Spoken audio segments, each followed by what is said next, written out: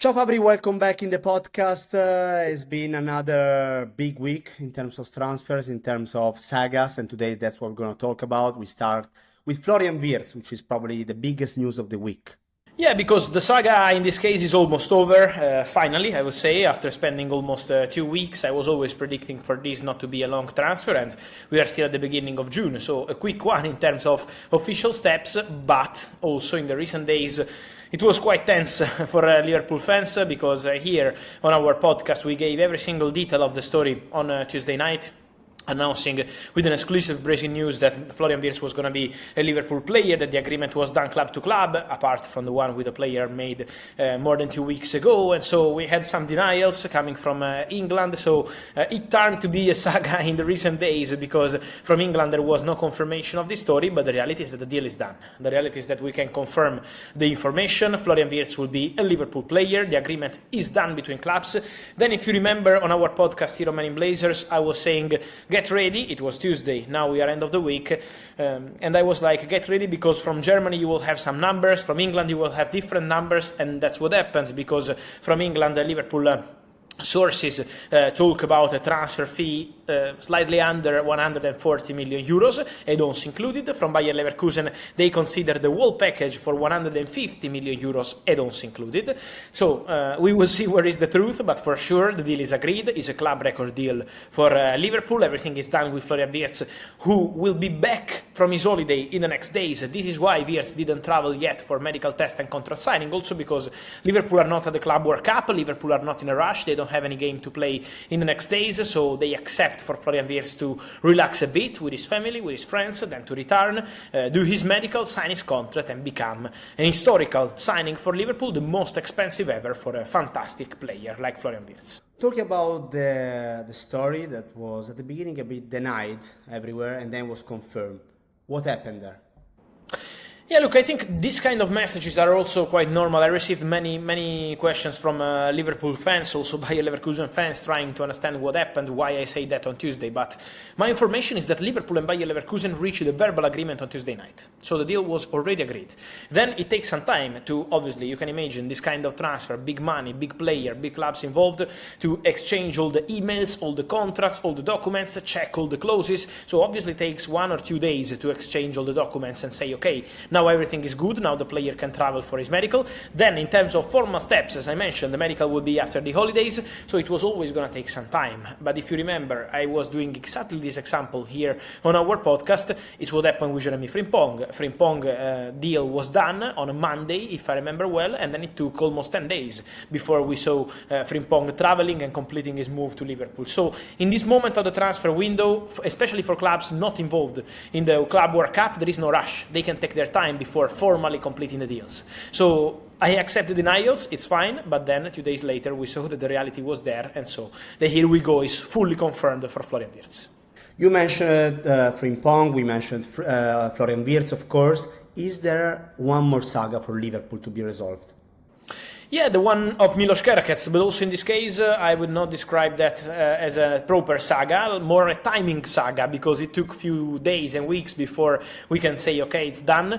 It's just about some technical things. So my understanding is that there is no issue, no problem, no limits, no other clubs entering the deal, also because the player only wants to go to Liverpool, is buzzing to go to Liverpool. So don't worry, Liverpool fans, the next one will be Milos Kerkez, one more excellent addition to the squad. Also, let's see the consequences of this, because now Andy Robertson could leave the club with interest from Atletico Madrid, an exclusive story from yesterday, with Atleti expected to reach out in the next days to understand how they can advance on this deal for Robertson. The idea at Atleti would be to make the deal happen for a small fee or maybe on a free transfer. So let's see what happens between Robertson and Liverpool, and also with Atletico involved in this story. But for Milos Kerkez, I don't have any doubt. I see the Hungarian left back to become a new Liverpool player. It's just a matter of short time, but next season, Liverpool fans, relax. I know the timing of this June was quite long for Frimpong, for Wirtz, now for Kerkez, but the important part is to sign the players, not when. All of them will join before the start of the season, so enjoy Wirtz, Frimpong, and soon Milos Kerkez.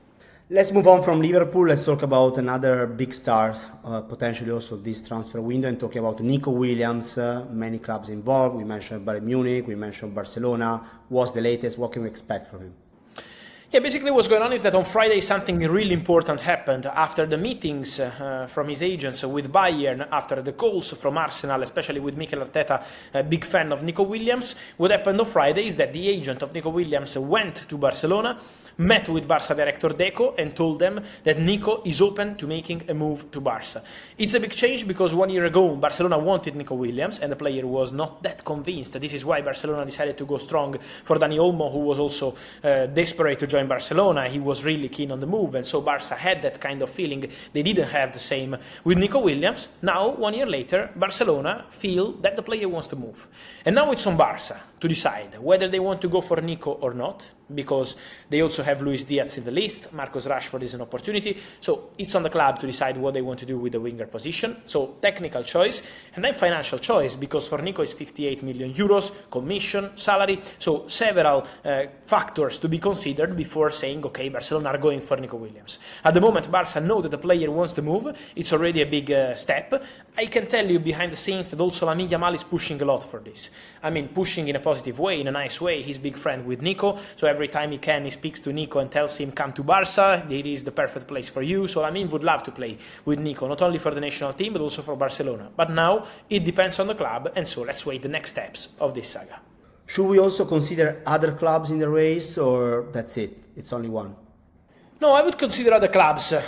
So I think this is going to be one of the proper sagas of the summer, because Bayern are there, and Bayern will not give up, from what I'm hearing. Bayern had 2 meetings with the agents. Bayern confirmed to Nico Williams that he's the absolute priority this summer, but obviously Bayern know that Barcelona are the favorite destination for the player. So now it depends on Barca. If Barca decide to proceed, it's going to be difficult for the other clubs.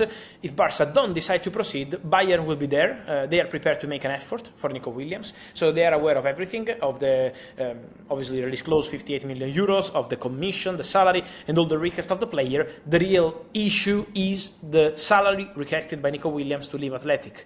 So that's the real point. And the same for Arsenal. Arsenal remain interested. At the moment, still not advanced in terms of conversations. They love the player, but financially, the salary request of Nico Williams could be a problem for Arsenal in this case. So we saw the position of Athletic Bilbao in the summer 2024 was really strong.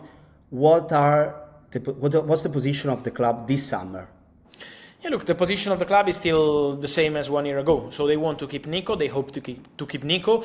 What I can tell you is that Athletic are prepared to offer him a new important contract with a club record salary ever, because they want to keep Nico Williams, obviously, and they are preparing this new contract proposal in case Nico ends up staying at the club this summer.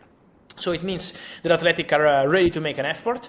They told the player, look, take your time, there is a release clause, so it's Nico deciding, it's not Athletic. But at the same time, Athletic are ready to make him feel as the king of the squad once again with a new contract proposal. So we all know how comfortable is Nico in Bilbao. 1 year ago he had the chance to go to Barcelona and he wanted to stay there. This year could be different because there is no Europa League final at San Mamés. That was a topic last year when he decided to stay at the club. This year is different. So let's see what's going to happen. But Athletic Bilbao are ready with a new contract proposal in case Nico stays. A few weeks ago, there was also the rumor about Real Madrid. Is that still a topic, or we should rule it out?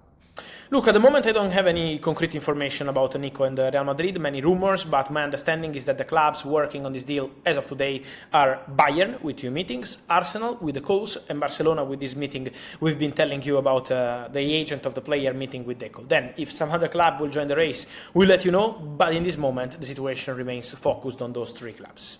Another big saga of the summer is, of course, the one of Viktor Gyökeres. There was an important update you gave this week, so let's go into the details of that. What can we expect for his future? Yeah, first of all, I think it's important to clarify what's happening between Gyökeres and Sporting, because Gyökeres in this moment is not happy at all with the situation.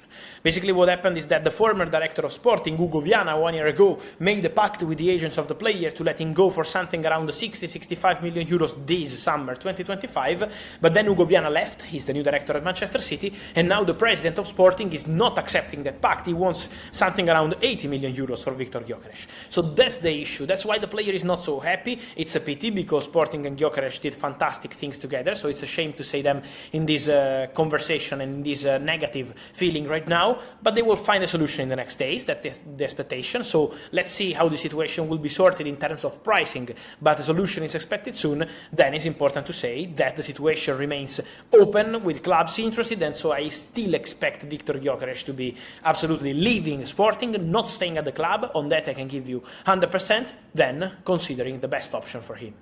Talking about options, we see, and you also mentioned many times, Manchester United and Arsenal are interested in Gyökeres. What's their position right now? Yeah, look, Manchester United internally feel that the player has a priority for Arsenal. That the player prefers Arsenal also because of Champions League football, and so Man United respect that. My understanding is that Gyökeres didn't say no to Manchester United. So Gyökeres didn't call Man United and say, I'm not coming to join you. That's something that didn't happen according to my information.